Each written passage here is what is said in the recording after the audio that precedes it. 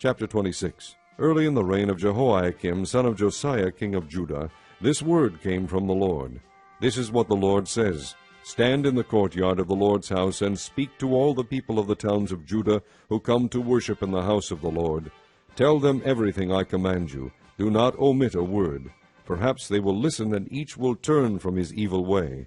Then I will relent, and not bring on them the disaster I was planning, because of the evil they have done.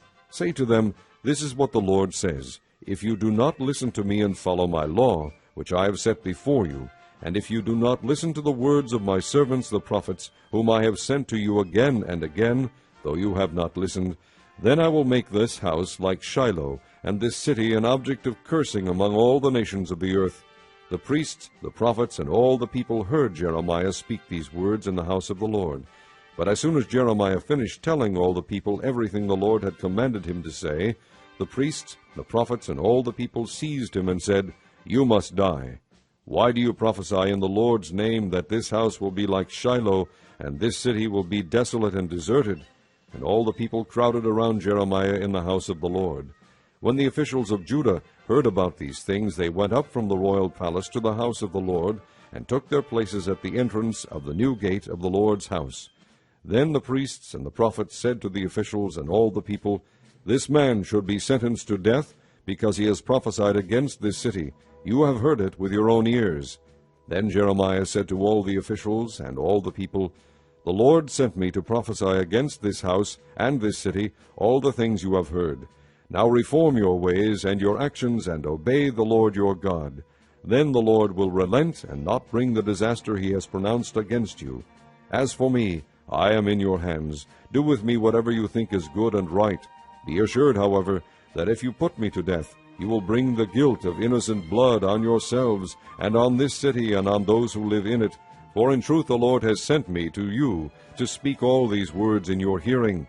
Then the officials and all the people said to the priests and the prophets, This man should not be sentenced to death.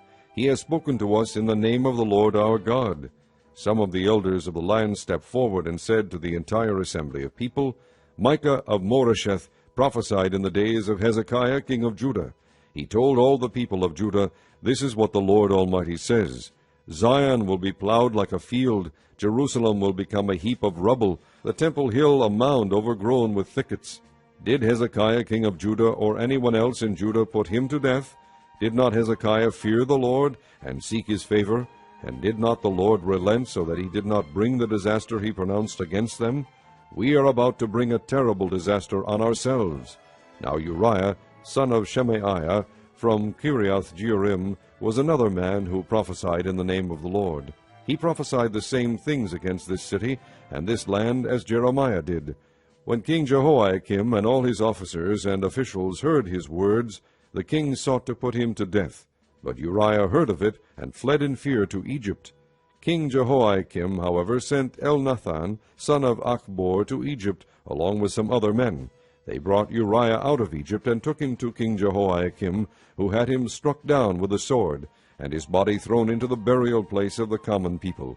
Furthermore, Ahikam, son of Shaphan, supported Jeremiah, and so he was not handed over to the people to be put to death.